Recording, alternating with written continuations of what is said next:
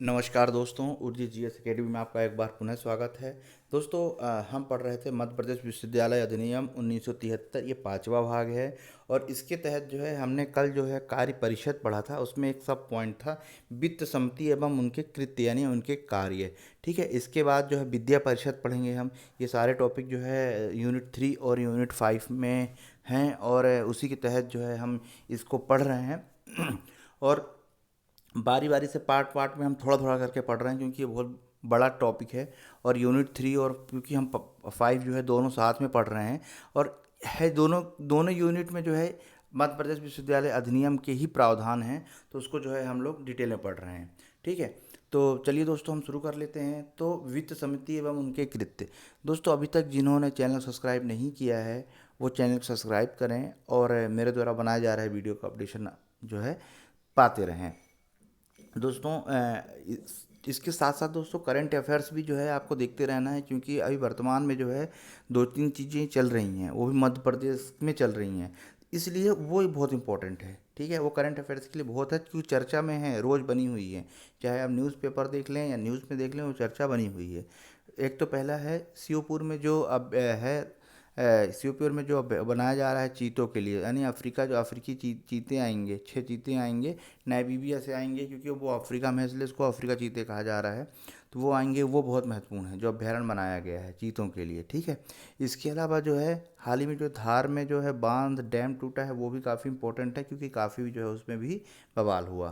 तो ये चीज़ें जो हैं काफ़ी महत्वपूर्ण हैं और इन चीज़ों से यही करंट अफेयर्स जो है आगे निकल के बनती हैं, तो इनको जो है थोड़ा सा ध्यान रखना है। तो चलिए दोस्तों हम शुरू कर लेते हैं।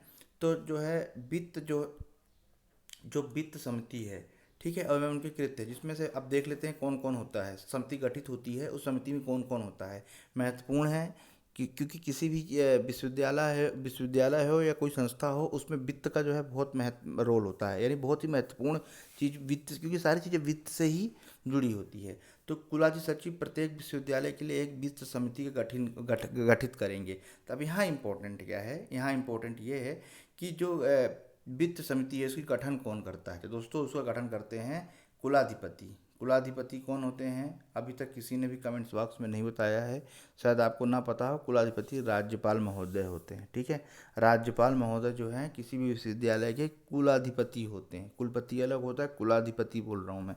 तो कुलाधिपति प्रत्येक विश्वविद्यालय के लिए एक वित्त समिति गठन करेंगे जिनमें निम्नलिखित सदस्य होंगे। ठीक है, अब कौन कौन होगा देख लेते हैं। तो विश्वविद्यालय का जो है कुलपति है वो अध्यक्ष होगा। जो वित्त समिति गठित होगी उसकी कुलाधिपति महोदय द्वारा वो समिति गठित की जाएगी और उस समिति का जो अध्यक्ष होगा वो उस विश्वविद्यालय का कुलपति होगा।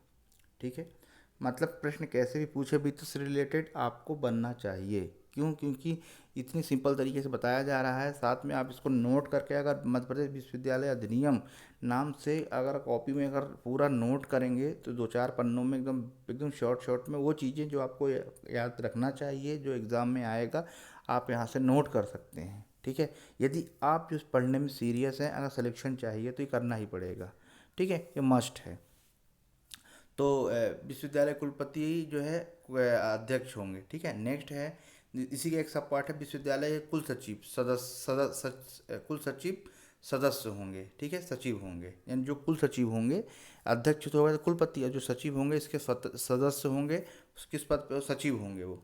दूसरा नंबर पे है विश्वविद्यालय का वित्त अधिकारी। ठीक है, ये विश्वविद्यालय का वित्त अधिकारी जो है क्या होगा, ये भी मेंबर होगा। नंबर थर्ड है उच्च आयुक्त। काहे के, उच्च शिक्षा विभाग ये या उनका नाम निर्देशित जो संयुक्त संचालक से निम्न पद का ना हो। कहने का मतलब ये है कि उच्च शिक्षा विभाग का आयुक्त होगा, लेकिन अगर वो नहीं है संयुक्त संचालक से पद जो है नीचे नहीं होना चाहिए, ऐसा व्यक्ति जो है सदस्य होगा। नंबर 4 है सचिव। मध्य प्रदेश शासन उच्च शिक्षा विभाग या उनका नाम निर्देशित होगा जो उस सचिव पद से जो है कम ना हो। ठीक है, तो ये भी जो है सदस्य होंगे। 5th नंबर पे आएगा सचिव मध्य प्रदेश शासन वित्त विभाग या उसकी नाम निर्देशित जो उप सचिव के पद से कम ना हो। कहने का मतलब जो है जो वित्त विभाग है मध्य प्रदेश शासन का उसका सचिव होगा, मेंबर होंगे। समिति जो गठित हो रही है अगर वो नहीं है तो कम से कम उप सचिव तक के पद का जो है व्यक्ति उसमें सदस्य होगा, इससे कम का नहीं होना चाहिए। ठीक है, तो ये क्या होगा, ये जो है वित्त समिति जो गठित की जा रही है कुलाधिपति द्वारा, ये इतने लोग जो हैं उसमें होंगे, यानी कुलपति होंगे, इसके सदस्य व अध्यक्ष, सचिव होंगे कुल सचिव, इसके अलावा आयुक्त उच्च शिक्षा विभाग, फिर इसके बाद जो है सचिव मध्य प्रदेश वित्त विभाग, और जो है सचिव मध्य प्रदेश शासन उच्च शिक्षा विभाग। ठीक है, इतने लोग क्या होंगे, इसके मेंबर होंगे। ठीक है, नेक्स्ट पॉइंट है वित्त समिति विश्वविद्यालय की वित्त व्यवस्था के लिए नियंत्रित करेगी। ठीक है, इसका काम क्या होगा वित्त समिति का, कि जो विश्वविद्यालय में जो वित्त पैसे का जो व्यवस्था है इसको नियंत्रित करेगी, कंट्रोल करेगी, कहाँ कितना खर्च हो रहा है, क्या नहीं, तो ये सारे मैनेजमेंट जो है इन्हीं के माध्यम से किया जाएगा। नंबर 3 है, इस अधिनियम के उपबंधों और उसके अधीन बनाए गए परिनियमों, अध्यादेशों और विनियमों के अधीन रहते हुए वित्त समिति निम्नलिखित शक्तियों का प्रयोग एवं कृत्य करेगी। कहने का मतलब है कि इस अधिनियम में जो भी नियम उपबंध व्यवस्था की गई है उसी के तहत ये समिति क्या करेगी, कार्य करेगी। ठीक है, उसी के तहत करेगी, ऐसा नहीं कि कुछ भी जो मन है वो कर दिया, हाँ बिल्कुल ऐसा नहीं होगा। जो नियम कानून बनाए गए हैं उसी के तहत जो है कार्य किया जाएगा। ठीक है, अब इसमें एक सब पॉइंट है कि विश्वविद्यालय का आय व्यय का पुनर्लोकन करना, यानी विश्वविद्यालय की जो आय है और उसमें क्या क्या व्यय हुआ। विश्वविद्यालय में आय कैसे होती है दोस्तों, तो जो स्टूडेंट होते हैं, जो थोड़ी बहुत जो फीस है, जो मतलब जिस तरह से फीस है या और दूसरे कृत्य हैं जिसके माध्यम से जो आय आती है, और फिर जो व्यय होता है इसका पुनर्लोकन करना। ठीक है, यानी बार बार इसका रिकॉल करते रहना, कितना क्या हुआ क्या नहीं हुआ, ये सारी चीज़ें जो है ये भी है, ये इसी का जो है एक पॉइंट है। इसका जो अगला इसी में सेकंड पॉइंट और है, इसका सब पॉइंट है कि विश्वविद्यालय की वार्षिक वित्तीय प्रकलन को वित्तीय वर्ष के प्रारंभ होने से पूर्व तैयार करना और कार्य परिषद के समक्ष अनुमोदन के लिए रखना और संशोधन के लिए समय समय पर सलाह देना। कहने का मतलब जो है कि विश्वविद्यालय की जो वार्षिक वित्तीय प्रकलन होता है, जो वार्षिक वित्तीय प्रकलन मतलब वित्तीय जो प्रकलन होता है उसका जो है वर्ष स्टार्ट होने से पूरा तैयार कर लेना, यानी पूरा मैनेजमेंट इकोनॉमिक्स से रिलेटेड वित्त संबंधित पूरा तैयार कर लेना, और जो कार्य परिषद हमने पढ़ा था उसके समक्ष रखना। ठीक है, उसके समक्ष रखना, क्योंकि ये उस कार्य परिषद में है। इसका पिछला वीडियो आप देखेंगे 4 नंबर का, उसमें हमने कार्य परिषद के बारे में बताया है, डिटेल में बताया है क्या कार्य करती है ये चीज़ बताया है सॉरी। तो उसमें जो है उनके अनुमोदन के लिए, यानी उनको उसको पास करवाने के लिए, उनको अनुमति लेने के लिए कार्य परिषद के बाद ये वित्त का पूरा प्रबंधन, वित्त का मतलब पूरा मैनेजमेंट उनके समक्ष रखना कि ये इतना आय हुआ है, इतना व्यय हुआ है, इतने हमारे खर्चे हैं, इतनी हमें आवश्यकता है, इन सब चीज़ों के लिए अनुमोदन के लिए उनके पास रखना, और फिर उसको संशोधन के लिए समय समय पर थोड़ा बहुत अपनी सलाह भी देते रहना। ठीक है, इसी के अलावा जो है विश्वविद्यालय के आय और व्यय के संबंध में प्रस्तावों को मंजूर करना और विनिश्चय करना। ठीक है, इसके अलावा विश्वविद्यालय के वार्षिक लेखे और वार्षिक परीक्षा को समय समय पर पूरा करना और रिपोर्ट प्रकाशन में समुचित निर्देश देना। कहने का मतलब जो विश्वविद्यालय का देवन, जैसे मैंने पिछले वीडियो में बताया था कि हर वो संस्था का ऑडिट होता है जहाँ पे वित्त का लेन देन होता है। ठीक है, जहाँ सरकारी, देखो ऑडिट कहाँ कहाँ, गवर्नमेंट ऑडिट तो सभी संस्थाओं का होता है, प्राइवेट का भी होता है, लेकिन जैसे ऑडिट हम बात करें तो उन सभी संस्थाओं का होता है जहाँ शासन का, राज्य सरकार या केंद्र सरकार की कोई भी सरकार हो, पैसा लगा हो, ऐसे एनजीओ जो कि सरकार के माध्यम से उनको फंडिंग की जा रही है, यानी उनको पैसा दिया जा रहा है। ठीक है, उसका जो है वो क्या होता है, उसका भी ऑडिट होता है। इसके अलावा जितनी चीज़ें संस्थाएं, ये समझ लीजिए जहाँ सरकार का पैसा जा रहा है वहाँ ऑडिट होगा ही होगा। प्राइवेट संस्थाएं भी अपने स्तर पे जो है ऑडिट करवाती हैं। अगर आपको इसके बारे में जानकारी चाहिए तो उर्जित जीएस अकेडमी में CAG यानी भारत का महानियंत्रक एवं महालेखा परीक्षक का जो है वीडियो है, आप वहाँ पर जाके इन सभी बारे में पूरी जानकारी ले सकते हैं। तो ये भी काम है। इसके बाद जो है 4th पॉइंट है, हम 1 2 3 पॉइंट पढ़ रहे हैं, उसमें पॉइंट में जो सब पॉइंट भी आ रहे हैं, जो भी हमने 3rd के सब पॉइंट्स पढ़े। इसके बाद 3 सदस्यों की गणपूर्ति होगी, जिसमें कुलपति की तथा उपधारा एक सदस्य की उपस्थिति आवश्यक होगी। कहने का मतलब जो वित्त समिति है उसमें जो है 3 व्यक्ति, दोस्तों अभी कार्य परिषद में बताया था मैंने कि 7 लोग होना चाहिए गणपूर्ति के लिए, सभा में बताया था मैंने 30 व्यक्ति होना चाहिए, और अब जो है वित्त समिति में भी 3 सदस्यों की जो है गणपूर्ति होगी, 3 सदस्यों की गणपूर्ति होगी, यानी समिति को चलाने के लिए 3 लोगों का होना अनिवार्य है, जिसमें कुलपति और उसके अलावा 5 में से एक सदस्य, जो एक सदस्य की उपस्थिति होना, यानी कुलपति यानी जो अध्यक्ष है उसकी उपस्थिति, इसके अलावा किसी एक सदस्य की उपस्थिति होना अनिवार्य है। ठीक है, चलिए अब हम पढ़ लेते हैं विद्या परिषद। अक्सर जो है अभी हमने जो भी मध्य प्रदेश अधिनियम 1973 पढ़ा, अक्सर उसमें हमने विद्या परिषद पढ़ा, वित्त पढ़ा, कार्य परिषद पढ़ा। तो ये जो हमने पढ़ा उसी के बारे में जो है एक एक करके पढ़ रहे हैं। ठीक है, चलिए पढ़ लेते हैं। विद्या परिषद काफ़ी महत्वपूर्ण है, प्रश्न आते हैं इससे। तो विद्या परिषद विश्वविद्यालय की विद्या संबंधी निकाय होगी। ठीक है, अब ये सेंटेंस से समझ में आ गया है कि इसके बाद ये क्या होगा। विद्या संबंधी निकाय होगी जिसमें निम्नलिखित सदस्य होंगे। ठीक है, कौन कौन सदस्य होते हैं वो देख लेते हैं। एक कुलपति होगा, एक कुलाधि सचिव होगा। मैं कुलाधि सचिव बोल रहा हूँ, कन्फ्यूज़न नहीं होना है। एग्ज़ाम हॉल में क्या होता है, दिमाग थोड़ा सा डबल माइंडेड हो जाता है, मतलब दो चीज़ सोचने लगता है ना, ये होगा कि ये होगा। तो इसलिए ध्यान रखिए, कुलाधि सचिव अलग है, कुलाधिपति अलग है। ठीक है, प्रशासन कुलाधि सचिव क्या होता है, प्रशासनिक अधिकारी होता है। तो कुलाधि सचिव जो होंगे, 3 और मेंबर होंगे जो आयुक्त उच्च शिक्षा मध्य प्रदेश या उनका नाम निर्देशित, जो कि अपर सचिव या उच्च शिक्षा से निम्न पद पर नहीं होना चाहिए। इसके अलावा अध्यक्ष मध्य प्रदेश माध्यमिक शिक्षा मंडल, इसके बाद सभी संकायों के अध्यक्ष। ठीक है, क्या होंगे, सदस्य होंगे। किसके सदस्य होंगे, विद्या परिषद के। फिर इसके बाद इसी का एक सब पॉइंट है कि महाविद्यालय विकास परिषद यथास्थित संकाय का संचालक, ये भी जो है इसका सदस्य होगा। इसके अलावा अध्ययन बोर्डों के अध्यक्ष, अध्ययन बोर्डों के अध्यक्ष। ठीक है, 7 विश्वविद्यालय के विभागाध्यक्ष। ठीक है, जिसमें विद्या परिषद पढ़ रहे हैं, ध्यान रखिएगा। 7 विश्वविद्यालयों के विभागाध्यक्ष। नंबर 8 है विश्वविद्यालय समृद्ध महाविद्यालयों के, जो भी विश्वविद्यालय संबंध जो महाविद्यालय हैं, ठीक है, उनके 5 प्राचार्य जो कुलपति द्वारा नामित किए जाएंगे। कम से कम 2 महिला प्राचार्य होना अनिवार्य है। कहने का मतलब कोई यूनिवर्सिटी है जिसमें 5 महाविद्यालय चल रहे हैं, ठीक है, 5 महाविद्यालयों में प्रचार होंगे जो कुलपति द्वारा नामित किए जाएंगे, जिसमें 2 महिलाएं होना अनिवार्य है। ठीक है, 9th नंबर में महाविद्यालयों के 2 प्राचार्य जो कुलपति द्वारा नामित किए जाएंगे। ठीक है, 10 है विश्वविद्यालय के आचार्य तथा प्राध्यापकों महाविद्यालयों में सहायक प्राचार्य में से 3 व्यक्ति जो कुलपति द्वारा नामित किए जाएंगे, जिसमें कम से कम 2 महिलाएं होना अनिवार्य है। ठीक है, विद्या परिषद, हाँ इसके बाद जो है ये इम्पोर्टेंट पॉइंट है, वो कंप्लीट हो गया। सदस्यों का नंबर ये है। विद्या परिषद की समिति में कौन कौन होगा वो अभी हमने पढ़ा। अब हम देखते हैं विद्या परिषद के 12 सदस्यों से गणपूर्ति होगी।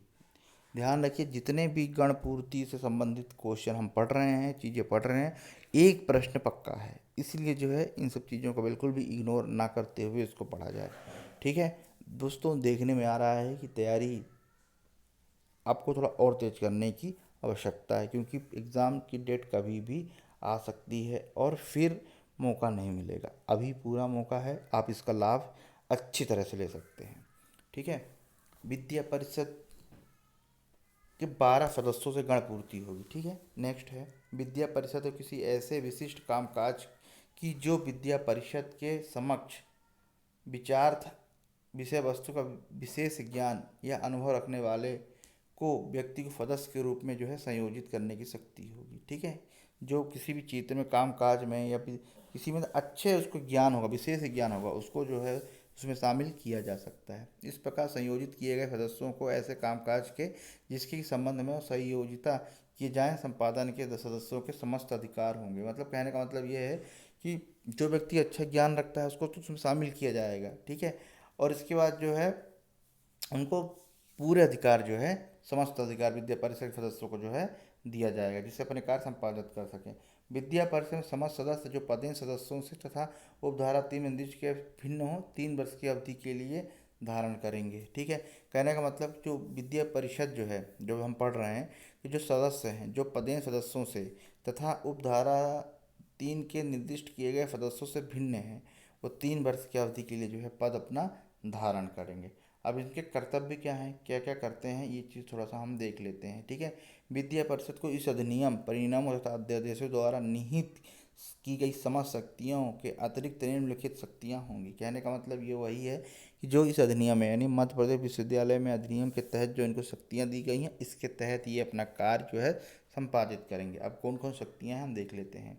विश्वविद्यालय की विद्या संबंधी नीतियों का समान पर्यवेक्षण रखना, शिक्षण तथा शिक्षण के तकनीकों के संबंध में ऐसे महाविद्यालयों तथा ऐसी संस्थाओं में जिन्हें कि विश्वविद्यालय द्वारा संधारित किया जाता हो या उन्हें विश्वविद्यालय के विशेष अधिकार दिए गए हों, सहकारी अध्यापन के संबंध में गणवेषण यानी रिसर्च के मूल्यांकन के संबंध में, विद्या संबंधी स्तर विषय सुधारों के संबंध में निर्देश देना है, ठीक है, सलाह देना है, ठीक है। यानी कुल मिला के ये कि जो विद्या को किस तरह से प्रोत्साहित किया जाए, आगे बढ़ाया जाए, इन सभी चीज़ों में जो है इनको काम करना है पर्यवेक्षक के तौर पे, और अपनी जो है सलाह देना, यही इनका कृत्य है। चलिए अगला देखते हैं कि स्वप्रेरणा पर संकाय या कार्य परिषद द्वारा किए गए निर्देश पर विद्या संबंधी सामान्य हित के विषयों के संबंध में विचार करना और उन पर समुचित कार्यवाही करना भी जो है इनका इनका एक प्रमुख कार्य है, ठीक है। इनका भी एक प्रमुख जो है ये कार्य है। इसके अलावा जो है जो नंबर थर्ड है, थर्ड नंबर पे जो है संकायों को विभाग आवंटित करने के लिए, जो भी संकाय हैं उनको विभाग आवंटित करने के लिए प्रस्थापन करना, ठीक है। अधि सदस्यों को तथा उसके अपने सदस्यों को संकायों के लिए नियत करना भी जो है इनका एक कृत्य है। छात्रवृत्तियों, अध्ययन कृतियों, छात्र सहायता वृत्तियों, पदकों तथा परितोषणों को संस्थित करने के लिए स्थापना करना और उनको प्रदान करने के लिए जो है इनको नियम बनाना। यानी जो छात्रवृत्ति है, ठीक है, छात्रवृत्तियों के लिए छात्र सहायता वृत्ति, यानी छात्र ये इनका काम एक ये भी है कि जो छात्र से संबंधित चीज़ें हैं, चाहे उनको छात्रवृत्ति हो या उनकी छात्रों की सहायता हो, इससे संबंधित जो कृत्य भी है जो है ये विद्या परिषद द्वारा किया जाता है। किसी भी शिक्षण संस्थान को विश्वविद्यालय के विशेषाधिकार दिए जाने संबंधी आवेदन पर विचार करना भी इनका एक प्रमुख कार्य है। यानी किसी शिक्षा संस्था को विश्वविद्यालय के विशेषाधिकार दिए जाएँ, उस विशेष क्योंकि इनके अलग विश्वविद्यालय के जो विशेषाधिकार दिए जाने संबंधी आवेदन पर भी जो ये विचार करते हैं। लेकिन इसका एक अलग पॉइंट है, परंतु ऐसे छोटा मोटा पॉइंट नहीं है ये कि विशेषाधिकार किसी को ऐसे नहीं दिए जाते, पर कैसे देंगे विशेषाधिकार, इसके लिए भी एक पॉइंट है, ये है। परंतु ऐसे किसी भी आवेदन पर तब तक विचार नहीं किया जाएगा जब तक कि उस पर आयुक्त उच्च शिक्षा का आशय एक प्रमाण पत्र संलग्न नहीं हो। उस संस्था की स्थापना संबंध में या संस्था द्वारा चाहे गए संकायों के विचार संबंध में अनुज्ञा दी जा चुकी है। कहने का मतलब ये है कि जब तक जो है आयुक्त के पास भी जो है इसके बारे में एक रिक्वेस्ट डालनी पड़ेगी, आवेदन डालना पड़ेगा, ठीक है, प्रमाण पत्र के तौर पे आपने, ठीक है, मांग लिया विश्वविद्यालय से कि हमको ये चाहिए, तो विद्या परिषद ने क्या किया कि उसको ले लिया, लेकिन उसमें साथ में जो है उच्च शिक्षा विभाग के नाम पर भी एक प्रमाण पत्र जो है उसमें संलग्न होना चाहिए, ठीक है। इसके बाद जो है जो नेक्स्ट है, व्यक्तियों को विश्वविद्यालय के अध्यापकों के रूप में मान्यता देने, व्यक्तियों को विश्वविद्यालय के अध्यापकों के रूप में मान्यता देने के लिए अर्हताएं भी करना तथा ऐसी मान्यता प्रदान करना, ये भी इनका काम है। काफ़ी छोटा सिंपल सा था। यानी जो व्यक्ति हैं, जो टीचर हैं, महाविद्यालय के अध्यापकों के रूप में मान्यता देना, उनकी अर्हताएं यानी उनकी योग्यताएं देखना तथा ऐसी मान्यता उनको जो है प्रदान करना।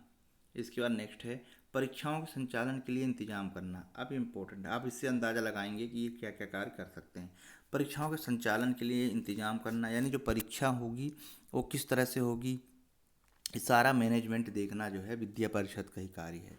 परीक्षा फल तैयार करना यानी रिजल्ट भी तैयार करना, तो इम्पोर्टेंट है कि रिजल्ट कौन तैयार करता है विश्वविद्यालय में, तो विद्या परिषद करती है, ठीक है। परीक्षा फल तैयार करना एवं ऐसे परीक्षा फल कार्य परिषद को प्रकाशनार्थ प्रतिवेदित करने के लिए परीक्षा फल समिति को नियुक्त करना, जिसमें उनके सदस्य या अन्य व्यक्तियों दोनों जैसा कि उचित समझे किए जाएंगे, ठीक है। काफ़ी इम्पोर्टेंट था। यानी परीक्षा का संचालन का इंतजाम करना, रिजल्ट बनाना उसका, ठीक है, परीक्षा फल तैयार करना, ठीक है, एवं परीक्षा फल कार्य परिषद को प्रकाशित करना, क्योंकि रिजल्ट भी जो है प्रकाशित किया जाता है कि ये चीज़ जो है इस चीज़ का रिजल्ट निकला है, ठीक है, ये चीज़ भी जो है ये भी कार्य है। पर इसके लिए जो है प्रकाशित करने के लिए भी एक छोटी सी 2-3 लोगों की समिति जो है इसमें गठित की जाती है। इसके बाद जो अगला पॉइंट है उसमें 8 नंबर का कि किसी विषय में प्रख्यात व्यक्ति को इस प्रयोजन से मान्यता देना कि उस विषय में गणवेषण के संबंध में पथ प्रदर्शन करे, ठीक है। इसका तहत ये है कि किसी विषय में मान लीजिए किसी व्यक्ति ने टॉप किया है, ठीक है, व्यक्ति इस प्रयोजन से मान्यता देना कि उस विषय में उसने रिसर्च में पथ प्रदर्शन किया। मतलब कि कोई भी क्या होता है, कभी कभी ऐसा भी होता है कि कोई व्यक्ति किसी विषय में रिसर्च में टॉप करता है, उसके बारे में जो है भी ये लोग उसको आगे बढ़ाने के लिए कृत्य करते हैं। विद्या परिषद एक स्थायी समिति की नियुक्ति कर सकती है कि, देखो सबसे इम्पोर्टेंट है, विद्या परिषद एक स्थायी समिति की नियुक्ति कर सकेगी जिसमें कि उसके विद्या परिषद सदस्य होंगे।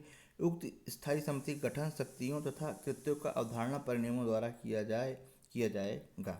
ठीक है, तो ये रही विद्या परिषद। कितने व्यक्ति होते हैं, कैसे नियुक्ति होती है, कोरम गण कोरम के लिए कितने व्यक्ति होना चाहिए, क्या क्या कृत्य हैं, आप इसको बिल्कुल याद रखिए कि ये चीज़ ये काम करती है। जब कभी एग्ज़ाम होगा तो उसमें जो है आप आसानी से जो है अंदाज़ा, कुछ चीज़ें क्या होता है अंदाजे से भी चलती है ना, कि ये काम अच्छा, ये काम ये करती है। क्योंकि जब मल्टीपल क्वेश्चन होते हैं ना, तो उसमें थोड़ा सा हमको हमारा दिमाग ये भी लगना चाहिए कि अच्छा विद्या परिषद ये भी काम करती थी तो शायद ये कर सकती है।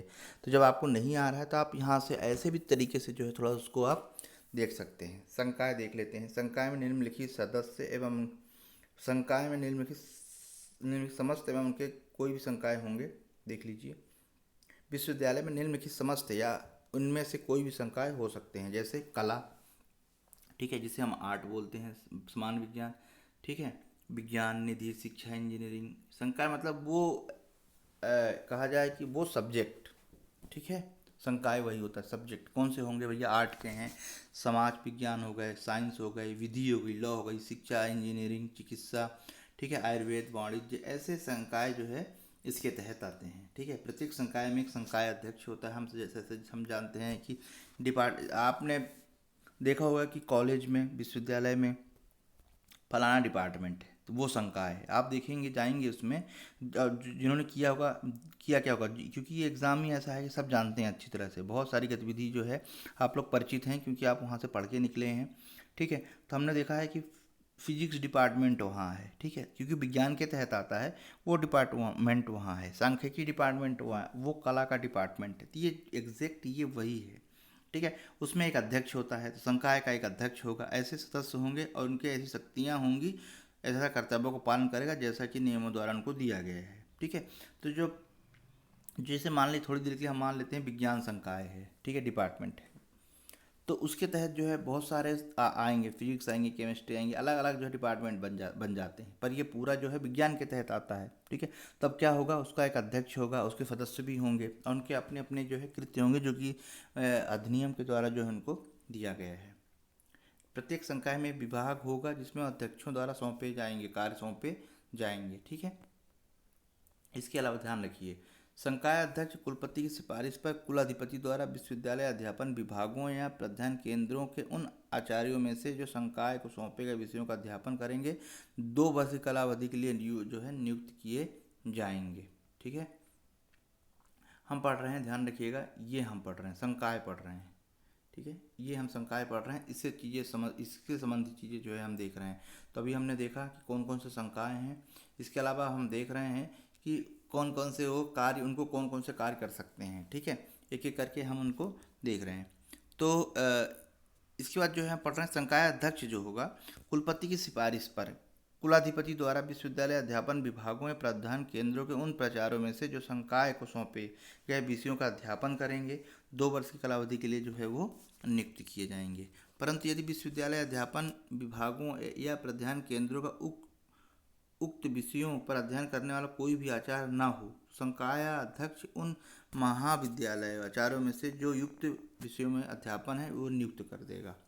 ठीक है, यदि मान लीजिए कोई नहीं मिला, ठीक है, अध्यापन करने के लिए कोई प्रचार नहीं मिला, तो फिर क्या होगा, जो कुलपति हैं, कुलाधिपति नहीं, जो कुलपति हैं उनमें से जो है किसी विषय पे जो कर रहे हैं उन्हीं को जो है नियुक्त करेगा। परंतु यह भी कि विश्वविद्यालय अध्यापन विभागों या अध्यापन केंद्रों का उक्त विषय पर अध्यापन करने वाला कोई भी महाविद्यालय आचार्य ना हो या उक्त विषयों का अध्यापन करने वाला कोई भी महाविद्यालय प्राचार्य ना हो, तो संकाय अध्यक्ष संबंध महाविद्यालयों के उन प्राचार्यों में से जो युक्त विषय पर अध्यापक हैं किंतु जो महाविद्यालय प्राचार्य नहीं है उन्हें भी नियुक्त जो है कर सकेगा। ठीक है, आप इसे 1-2 पर पढ़ेंगे, बिल्कुल बहुत सिंपल भाषा में, जो भी कठिन हिंदी के शब्द थे उनके रिप्लेस में वो शब्द इसमें डाल दिए गए हैं जो आपको आसानी से समझ में आ जाए। यानी जो पहला पॉइंट कहा गया था कि कि जो किसी भी महाविद्यालय के हों उन्हें कुलाधिपति 2 वर्ष कालावधि के लिए चुन लेंगे। ठीक है, जो उस सब्जेक्ट में संकाय में जो अध्यापन कर रहे हैं। मान लीजिए नहीं मिले हैं तो महाविद्यालय में जो कुल सचिव हैं उनको जो है उस विषय में जो अध्यापन कर रहे हैं उनको नियुक्त कर देंगे। परंतु जो अभी ये पॉइंट हम पढ़ रहे हैं, यदि वो नहीं मिले, वो भी नहीं मिले, तो फिर जो है क्या करेंगे, किसी भी व्यक्ति को जो अध्यापन कर रहा है, महाविद्यालय में प्रचार नहीं है लेकिन अध्यापन कर रहा है, उसको भी जो है इसमें नियुक्त कर सकते हैं। ठीक है, इसके अलावा परंतु यह भी विश्वविद्यालय अध्यापन विभागों प्राध्यापन केंद्रों का युक्त विषय पर अध्यापन करने वाला कोई प्रचार ना हो, या युक्त विषयों पर अध्यापन करने वाला कोई भी महाविद्यालय आचार्य ना हो, तो युक्त विषयों पर अध्यापन करने वाला कोई भी प्रचार ना हो, मतलब कोई भी मिला ही नहीं है, तो कुलाधिपति किसी भी संकाय के संकाय अध्यक्ष को संकाय अध्यक्ष के रूप में कार्य करने के लिए जो है नियुक्त कर देगा। मतलब जब कोई मिल ही नहीं रहा है, किसी भी जो है संकाय अध्यक्ष को, किसी अन्य संकाय या संकाय अध्यक्ष को संकाय के संकाय अध्यक्ष के रूप में कार्य करने के लिए जो है नियुक्त कर देंगे। ठीक है, 5th नंबर का पॉइंट, संकाय अध्यक्ष संकाय का अध्यक्ष होगा। वह संकाय संबंधित परिनियमों, अध्यादेशों, विनियमों, समयक अनुपालन तथा अध्ययन एवं रिसर्च के संचालन तथा स्तर को बनाए रखने के लिए उत्तरदायी होगा। यानी उस अध्यक्ष की ही सारी रिस्पॉन्सिबिलिटी होगी, अध्यापन की, प्रयोगशाला की, रिसर्च की, क्या करना है सब उसी की जो है जिम्मेदारी होगी। संकाय अध्यक्ष को संकाय के किसी भी अध्यापन बोर्ड के किसी भी सम्मेलन में उपस्थित होने तथा बोलने का अधिकार होगा, किंतु उसे मत देने का अधिकार नहीं होगा। ये इंपॉर्टेंट है, मत देने का अधिकार क्यों नहीं होगा, क्योंकि वो चुना व्यक्ति नहीं है, उसको नियुक्त किया गया है। ठीक है, इसलिए मत देने का अधिकार जो है नहीं होगा, और कुछ समय के लिए नियुक्त किया गया है। ठीक है, जैसे अगर पॉलिटिक्स में हम बात करें, अटॉर्नी जनरल सब बोलते हैं, सब चीज़ें रख सकते हैं, पर उन्हें मत देने का अधिकार संसद में नहीं होता है। ठीक है, सेम यहाँ पर भी है। संकाय अध्यक्ष को किसी भी अध्ययन बोर्ड में किसी भी सम्मेलन में उपस्थित होने बोलने का अधिकार होगा, किंतु जो है मत देने का अधिकार नहीं होगा। क्यों? क्योंकि उस संस्था, उस अध्ययन बोर्ड या किसी उसमें उसके सदस्य नहीं होते, वो कुछ दिनों के लिए उसमें नियुक्त किए गए हैं, सदस्य नहीं है। सदस्य, क्योंकि सदस्य ही मत देते हैं, ना कि जो नियुक्त किए जाते हैं कुछ समय के लिए वो नहीं दे सकते मत। तो यहाँ पर जो है इनके साथ भी यही है, ध्यान रखिएगा, इंपॉर्टेंट पॉइंट से आ सकता है प्रश्न। ठीक है, उन्हें मत देने का अधिकार नहीं है। तो दोस्तों समाप्त हुआ वीडियो, इम्पोर्टेंट था, काफ़ी चीज़ें इसमें से कम वित्त चीज़ें, गण कोरम चीज़ें, और जो संकाय के बारे में थोड़ा सा हमने पढ़ा इसमें कि संकाय अध्यक्ष किसे नियुक्त कर सकते हैं, ये थोड़ा सा इम्पोर्टेंट है। 2-3 प्रश्न आने की इससे संभावना है, इसको राइट डाउन करके आप कर सकते हैं। और 1 से 2 वीडियो अभी और बनेंगे, ठीक है, जो कि अभी लास्ट में कुछ संस्थाएं हैं जो विश्वविद्यालय से रिलेटेड हैं, इंपॉर्टेंट है। इसके बाद ये कम से कम 6-7 टॉपिक के बाद ये पार्ट में समाप्त हो जाएगा। पूरे जब अब आप शुरू से लेके जब आखिरी तक पूरे पॉइंट पढ़ेंगे तब आपको चीज़ें जो है क्लियर होगी। जैसा कि मैंने कल ही बताया था, हम कोई भी बुक पढ़ते हैं तो पहली बार में हमको तकरीबन 10-20% ही समझ में आती है, ज़्यादा से ज़्यादा 30% समझ में आती है।